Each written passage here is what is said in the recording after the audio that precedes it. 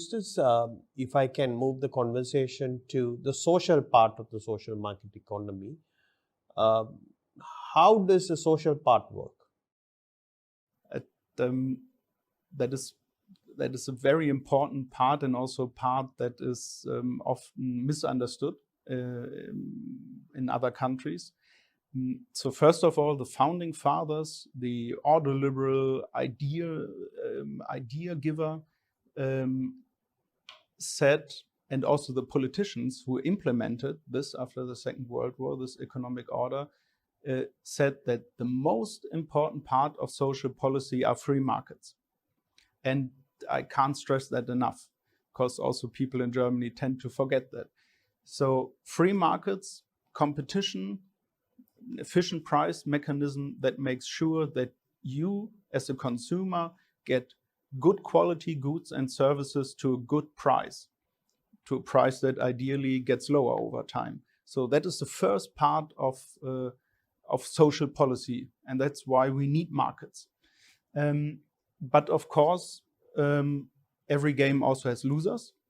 And now it gets philosophical.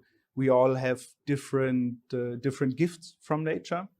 There are a lot of differences, different reasons, bad luck. So it is a good idea also to help people who are in need. And in a way that can also help markets functioning, because if you have a safety net, even people who are risk averse can take greater risk because they know they don't fall into nothing. So there's even this argument to be made for at least a basic social net. So first part of the social policy of the social market economy are free markets. But then also the founding fathers already had the idea that you have to have additional social security policies. And the advice was to do that after the game. So not to intervene directly into the market, but to let the market play out. Then you have taxes, you have social security payments, and you take that money after profits were made, after incomes were made, and you take a certain portion and use that for social security.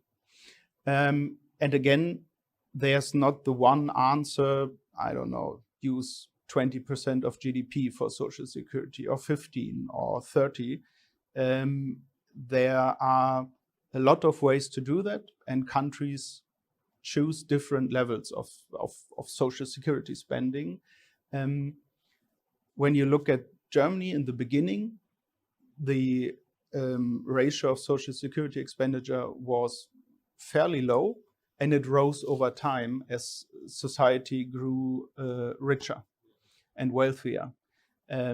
So you don't have to start when you implement the social market economy model, or when you look at it and try to adapt certain elements, you don't have to adapt the social security system we have now. I even wouldn't recommend it, but you can adapt, you can implement the basic safety net, and then when society grows wealthier, then you have a discussion automatically on how to spend that wealth.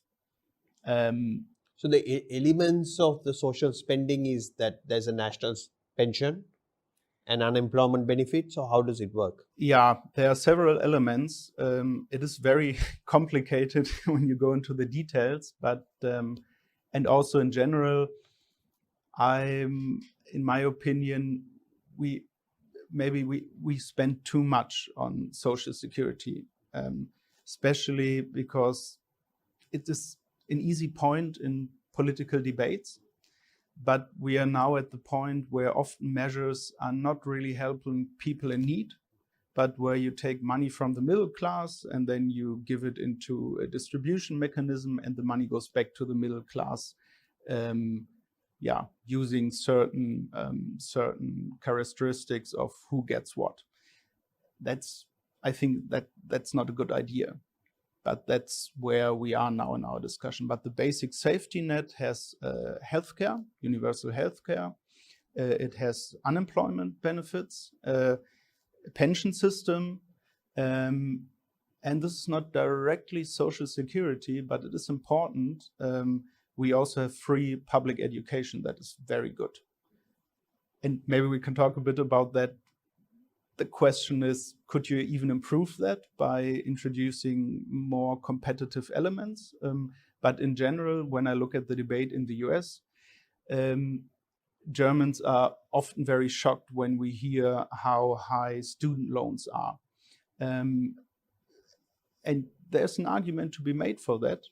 There's no absolute normative perfect answer, but I would even say that that is an element, if you want to, of social security, because it makes it easier for people to get the best education to their abilities.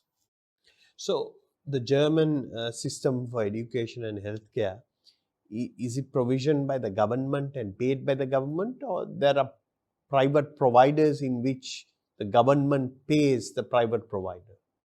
The education system is an easier case. There, most of the education institutions are public. There are some private institutions, also some private schools, which also get public funding.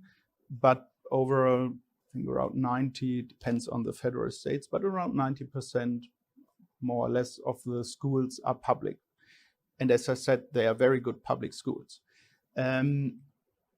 They are, and this is organized on the state level, so every system in every state is a bit different. There are some models where, so for example, the federal state of Hamburg implemented a system for kindergartens where parents get money or the right to spend money on kindergartens, and then they can use this voucher to choose any kindergarten they want. And this, I think, could be a good addition for our educational system. I argue for that. That has been trialed in Hamburg, yes, that is an implementation there. Okay. And what are the results so far? Very successful. Very successful. As far, I mean, this comment that I'm going to quote is 5 or 6 years old. But one expert from Hamburg that I know told me that when you talk to the politicians of the leftists, the former Communist Party, even they say, okay, we're not a big fan of vouchers, but it seems to work good. So that works, but that is not widely adapted over the country. But that could be a good addition to bring more competition into the system. And also there are ideas of how you, within this public framework, how you could give schools more autonomy to make their decisions, even though they stay public schools, but that is an ongoing debate. But still, overall, the system is not bad.